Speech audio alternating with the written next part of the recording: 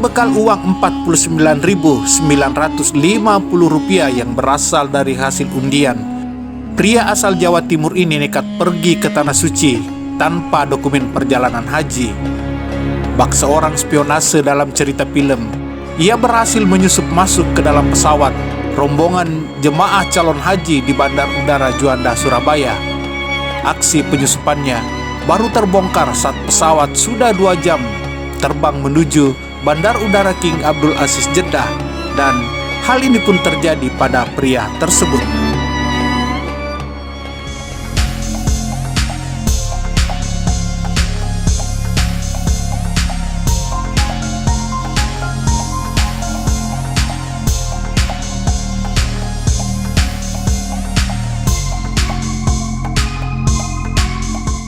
لبيك اللهم لبيك لبيك لا شريك لك لبيك. Pemirsa kerabat desa Indonesia, menunaikan ibadah haji pasti menjadi impian semua umat Islam yang beriman dan bertakwa.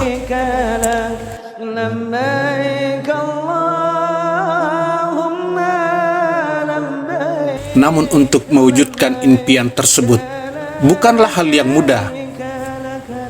Selain persoalan ongkos naik haji yang sekarang mencapai puluhan juta rupiah, paling penting adalah daftar tunggu yang mencapai puluhan tahun.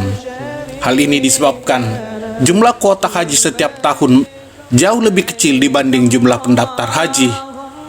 Tidak heran, hingga saat ini masih ada ratusan ribu calon jamaah haji menunggu jadwal keberangkatan. Tak punya ongkos haji atau tidak ingin menunggu waktu lebih lama, sedangkan hasrat menunaikan ibadah haji sudah menggebu-gebu, membuat sejumlah orang menempuh cara-cara unik berangkat ke Tanah Suci, seperti mengendarai sepeda yang dilakukan 2 warga Sulawesi Utara ini. Bahkan ada pula yang menempuh cara-cara paling ekstrim dengan berjalan kaki, seperti dilakukan Hamim Setiawan, pria asal Wonogiri, Pekalongan. Ia rela berjalan kaki sejauh 9.000 km selama 11 bulan demi melaksanakan rukun imam kelima. Hampir sama dengan kisah Adam Muhammad, warga negara Inggris yang berjalan kaki melintasi 9 negara untuk bisa sampai di Tanah Suci Mekah.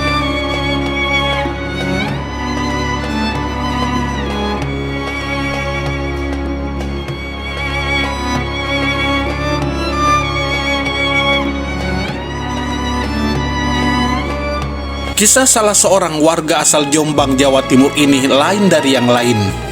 Bahkan menggemparkan musim haji tahun 1992. Namun kejadian tersebut tidak viral seperti kejadian-kejadian sekarang, lantaran ketika itu penggunaan media sosial masih sangat kurang masif. Pria tersebut adalah Khoirun Nasihin. Keinginannya sujud di depan Ka'bah benar-benar tidak bisa terbendung, sehingga nekat menempuh cara tak biasa untuk menunaikan ibadah haji.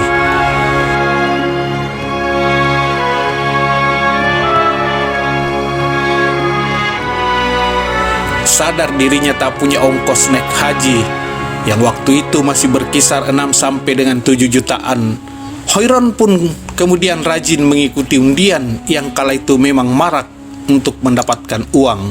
Nyaris tak satu pun pengumuman undian berhadiah yang diketahuinya dilewatkan. Sebegitu bersemangatnya, ia bahkan pernah mengirim 900 kupon untuk sebuah undian. Suatu hari, impiannya menang undian terwujud. Ia berhasil mendapatkan hadiah berupa emas seberat 5 gram. Dari hasil penjualan emas, Khoirun mengantongi uang sebesar Rp70.000. Sebuah angka yang tentu saja sangat jauh dari kata cukup untuk membayar ongkos naik haji. Namun Khoirun tak putus asa. Tekadnya terbang ke Tanah Suci menjadi tamu Allah makin tak terbendung. Uang Rp70.000 itu lantas digunakan untuk membeli berbagai perlengkapan lazimnya orang yang akan berangkat menunaikan ibadah haji. Dari belanja ini dan itu, Uang Khairon kini tersisa Rp49.950. Saat mengutarakan niatnya kepada sang ibu untuk berangkat menunaikan ibadah haji, sang ibu pun memberinya tambahan biaya sebesar Rp5.000. Artinya, Khairon sekarang sudah mengantongi uang Rp54.950. Sementara waktu pemberangkatan haji semakin dekat, Khairon terus memutar otak mencari cara agar bisa berangkat ke Tanah Suci tahun itu juga.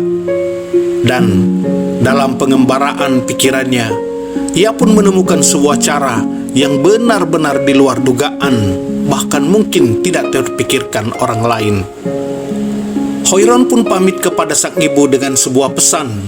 Apabila dalam 2 hari dirinya tak kembali ke rumah, berarti ia sudah sampai di Mekah, Arab Saudi.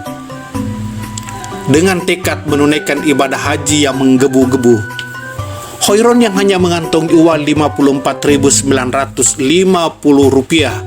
diam-diam berangkat dari Jombang menuju Surabaya menggunakan bus, dan selanjutnya menuju Bandara Juanda di Sidoarjo.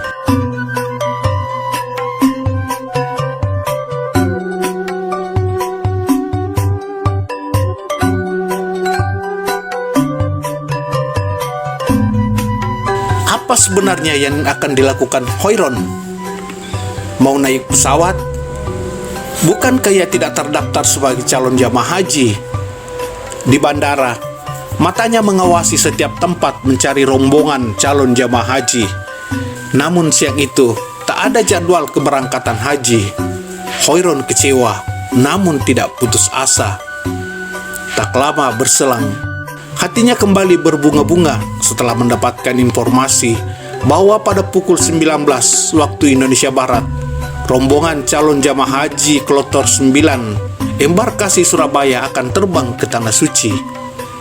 Waktu terus berjalan, dan benar saja, sesaat setelah gelap menyelimuti Bandara Juanda, rombongan jamaah calon haji Kloter 9 tiba di pelataran bandara. Khairon pun melakukan hal-hal di luar dugaan. Berangkat ke Tanah Suci dengan cara menyusup ke dalam rombongan calon jamaah haji. Benar-benar nekat. Tapi akankah usahanya itu berhasil? Berlagak layaknya seorang calon jamaah haji resmi, Khairon tanpa sungkan ikut bergabung di dalamnya. Dengan sikap sok kenal sok dekat, Khairon bahkan sempat berfoto-foto dengan jamaah calon lain.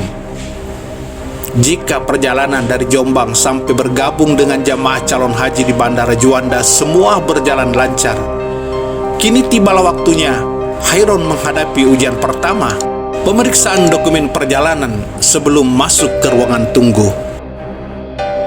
Bisa ditebak, Khairon tentu saja tak lolos karena memang tidak memiliki dokumen keberangkatan haji. Namun lagi-lagi, lelaki itu tak kehilangan akal. Satu-satunya cara yang ada di pikirannya adalah menyelinap masuk ke dalam apron agar bisa bergabung jamaah calon haji saat berjalan menuju pesawat. Nekat dan nekat. Kata itu sangat tepat dialamatkan ke Khairon. Ia benar-benar melakukan apa yang ada dalam benak pikirannya. Saya jalan biasa saja, tak ada yang menegur sampai saya berada di atas pesawat, kata Khairon dalam sebuah wawancara. Seperti sebuah aksi penyusupan yang dilakukan seorang spionase dalam alur cerita film. Sadar dirinya hanya nebeng berangkat ke Tanah Suci, Khairon pun tidak duduk di kursi penumpang, melainkan di kursi pramugari yang ada di belakang kabin pesawat. Saat seorang pramugari menanyakan kenapa duduk di kursi pramugari, ia pun menjawab dengan jujur, "Nggak apa-apa, karena saya nunut." Sang pramugari itu hanya tersenyum karena mengira Khairon yang saat itu sedang berkata jujur tengah bercanda. Pesawat Garuda yang ditumpangi Khairon bersama rombongan jamaah calon haji Kloter 9 Surabaya perlahan bergerak menuju runway dan selanjutnya take off menuju Arab Saudi. Dan Khairon pun bisa bernapas lega. Benar-benar bisa terbang menuju Tanah Suci.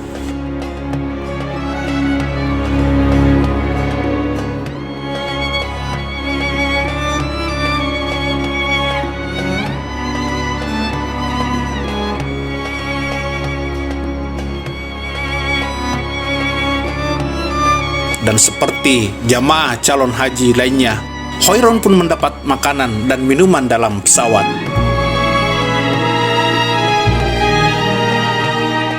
Dalam penerbangan antara Juanda dan King Abdul Aziz Airport di Jeddah, Hoiron kembali menghadapi ujian kedua.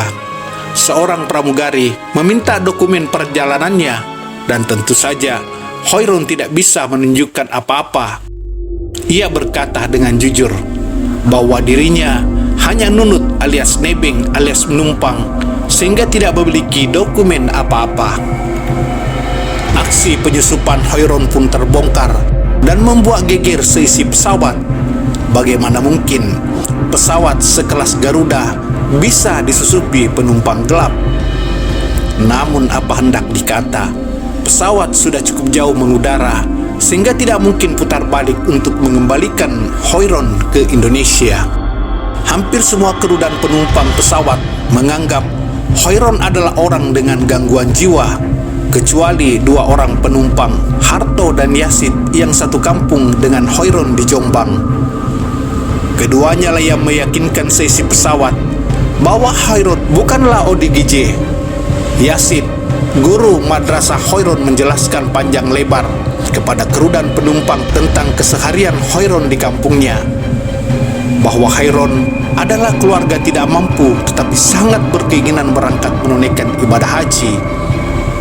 Di kampungnya, di kecamatan Sumobito, Hoiron sudah dipanggil Pak Haji lantaran ia selalu menggunakan kopiah putih yang identik dengan seorang haji, meski ia belum pernah menunaikan ibadah haji. Dari penjelasan itu, seluruh anggota jamaah calon haji kloter 9 embarkasi Surabaya merasa iba dan bersimpati kepada Hoiron.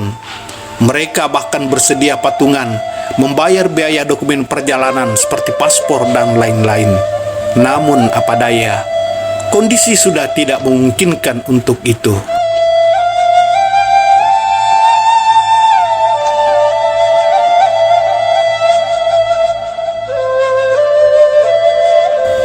Sesampai di bandara King Abdul Aziz Jeddah, Arab Saudi, Hoiron terpaksa harus disembunyikan oleh kru kabin dalam toilet pesawat, dan di bagian luar dipasangi tulisan rusak.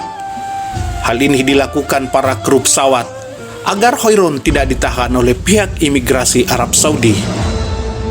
Meski impiannya sujud di depan Ka'bah belum berhasil kali ini, namun Hoiron sudah merasakan pengalaman religi terbang ke Tanah Suci. Dengan nada bercanda saat wawancara, Hoiron yang sehari-harinya hidup serba kekurangan di kampungnya bisa mencarter pesawat Garuda pulang dari Tanah Suci. Pasalnya, dalam penerbangan pulang ke Indonesia, selain kru pesawat, Hoironlah satu-satunya penumpang dalam pesawat tersebut.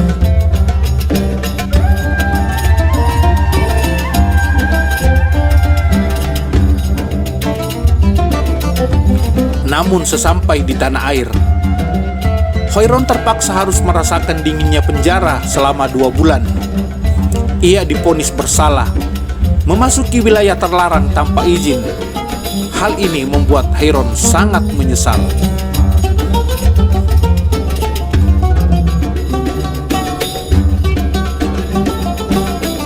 Kisah penyusupan Hoiron tersebut sempat tersebar melalui media cetak dan televisi nasional kala itu, dan membuat Hoiron mendapat julukan Haji Nunut alias Haji Nebeng. Hikmah dari pemberitaan, berbagai kalangan bersimpati atas perjuangan Hoiron, bahkan bersedia membiayainya berangkat ke Tanah Suci. Alhasil, 2 tahun kemudian, atau tepatnya pada tahun 1994, Hoiron benar-benar mewujudkan impiannya melaksanakan ibadah haji atas bantuan seorang dermawan. Tak hanya itu, pada tahun 2005, Hoiron kembali menunaikan ibadah haji secara gratis atas bantuan seorang pengusaha di Jawa Timur. Namun meski sudah 2 kali melaksanakan rukun iman kelima, julukan Haji Nunut atau Haji Nebeng tetap melekat ke Hoiron sampai sekarang.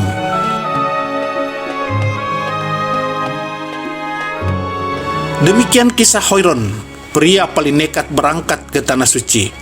Semoga semangat dan kebulatan tekad Hoiron menjadi inspirasi bagi kita semua untuk menguatkan niat sujud di depan Ka'bah. Inspirasi kepada para calon jamaah yang sudah terdaftar agar tetap sabar menunggu jadwal keberangkatan. Bagi yang belum mendaftar, semoga dibukakan pintu-pintu rezekinya yang ada di langit pun yang ada di bumi, dan disegerakan menunaikan ibadah haji. Terima kasih sudah menonton, dan jangan lupa subscribe, like dan share serta tinggalkan komen. Dan jika punya cerita-cerita unik tentang haji, silakan tulis di kolom komentar atau menghubungi kami via email yang ada di deskripsi. Wassalamualaikum warahmatullahi wabarakatuh, dan sampai jumpa pada tayangan berikutnya.